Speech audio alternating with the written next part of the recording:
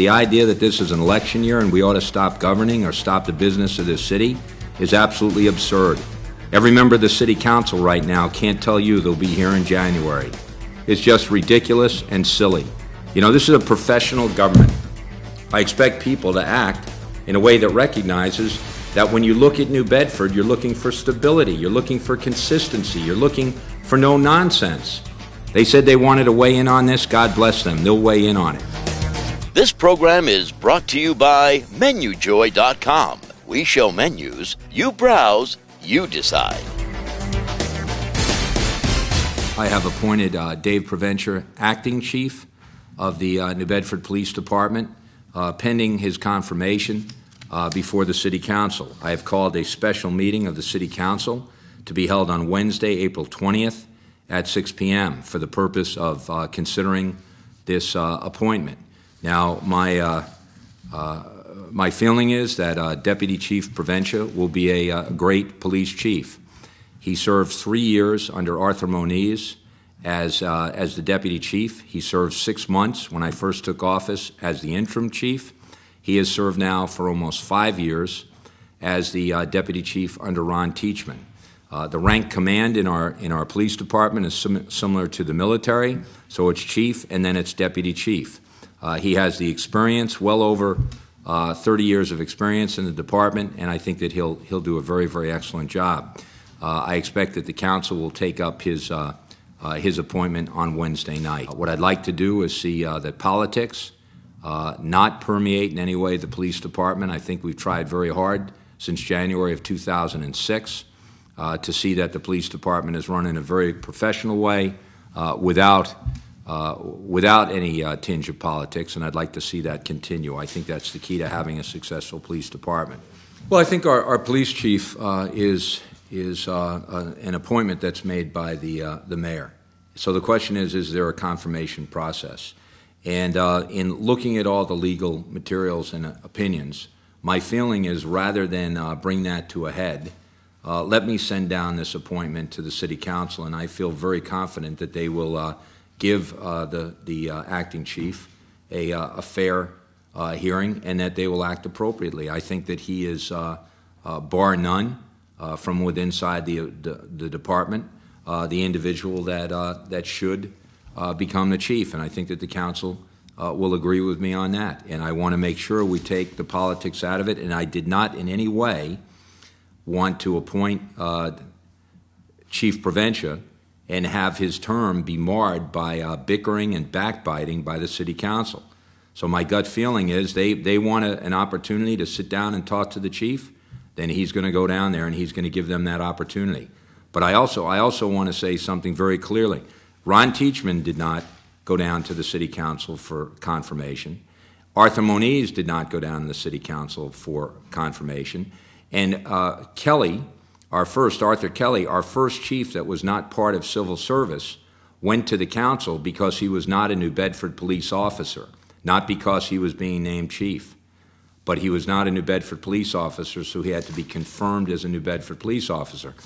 But this is an important issue, and we have a lot of things that we're trying to do in this city right now that are extremely important. And I don't want to have any distractions for our police department by counselors who question whether I have the authority to appoint a chief. I think I do under the ordinance. In fact, the ordinance indicates the council appoints or confirms the fire chief and the deputy chief. It's silent on the police chief, and that's where you'd find it. So my feeling is, rather than get involved in a back and forth or get involved in any kind of legal challenge here, the city is involved right now in a number of major projects, a number of major initiatives, and I don't need any distraction regarding the police chief. The city relies on our police department every day to do an outstanding job. I don't want it marred by the politics and the backbiting and the bickering and the business as usual. Let's get him down there and let's go. I know he has the support of me, and he has the support of the community, and he has the support of the department. Since the City Council represents the citizens of this city and is supposed to act in the best interest of the city, I expect they'll do their work and do it well. I also can say the idea that this is an election year and we ought to stop governing or stop the business of this city is absolutely absurd. Every member of the city council right now can't tell you they'll be here in January. Everyone could end up standing for election and be beat and lose their election. I haven't said to them, since I think you may not get reelected, don't do your job. I expect them to do their job. And as far as I'm concerned, I'm the mayor of the city, whether I was running or not, at least through next January. And when I was sworn in, I didn't say I will abide by the Constitution, the city ordinances, when I want or if I want. And I certainly didn't say I will only govern until it's clear whether I'm going to run again or not. So the whole thing is ridiculous. As I said before, if it was a parliamentary system, I could see why I would say, let's take the next 2 months and I won't do anything. But considering that every city and town in this state is actively out there competing for businesses, grants, trying to improve their city, the idea that I would sit back now and say, well, I'll see who's running, and then I'll tell you what I'm going to do, or I'll see who's running, and then I'll tell you how I'll help them, is just ridiculous and silly. You know, this is a professional government. I expect people to act in a way that recognizes that when you look at New Bedford, you're looking for stability, you're looking for consistency, you're looking for no nonsense. A business isn't going to come to New Bedford thinking they're going to get involved in a nonsensical argument, with the city council or with the mayor. I want people to act in a way that's professional and appropriate for the city, and that's what I'm hoping to do. And I'm sending this down. I'm sending this down in deference to the city council. I'm sending this down in good faith to the city council. I'm sending this down, in essence, for the better part of valor. They said they wanted to weigh in on this. God bless them. They'll weigh in on it. But the fact of the matter is, I don't think there's anything in that ordinance that says that this is statutorily required.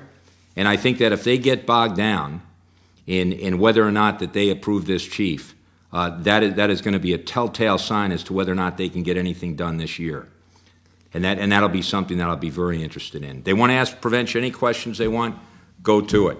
But I expect at the end of the day them to take a confirmation vote in good faith. There's no one else that I know of within the rank command that has the stature and experience than any more significantly than Dave Proventia. So let's act in the best interest of the city. The saddest thing is the innuendo, the ridiculous wording about any individual or about how the city conducts its business or what it does.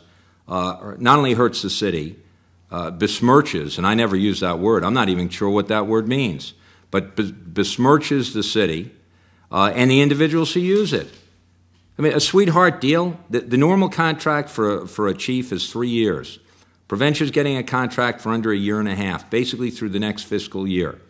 His contract, what he earns as deputy chief, what he earns as chief, is not a major difference in any way, number one, and is going to add a tiny bit of money to his retirement, which if he was involved day in, day out, if we had raises, he's on furloughs and all kinds of economic restrictions right now. I don't think that the difference in his pension is in any way significant, and certainly is not motivating him. And he certainly hopes to be able to serve chief well beyond June 30th of 2012. But when you say sweetheart deals, I've never done a sweetheart deal with anybody other than Gig. And the idea for a minute that I'm running a city government with sweetheart deals is something that is completely false. And I can tell you the other thing that's important. I haven't been involved in the governing of the police department other than to make sure that every day they adhere to the Constitution, every day they protect our citizens, every day they make sure that they, safeguard the rights of the accused. But how the police department is run on a day-in, day-out basis is up to the command staff and the chief. I made policy decisions, let's buy new cruisers. Policy decisions, let's make sure we have the appropriate weapons for the police department. Policy decisions as far as opening up police stations and substations. But day in, day out politics, who gets promoted? I've gone strictly by the list. I have only filled positions that are open, rather than fill positions to be created because someone says this person should be promoted. If the promotion is available, I have made it immediately. If it's not, then I've been unable to do it. But the politics needs to absolutely not be present in the police department.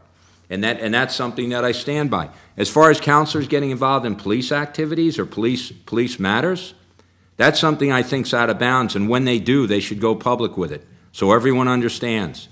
Counselor has a problem with the police department, they should go and let the public know so that there's no question about sweetheart deals or anything else. But I've reached a point here where you want a government that people can count on. And you want a government where, I understand the council comes up with opinions and they've got the forum. That's their position.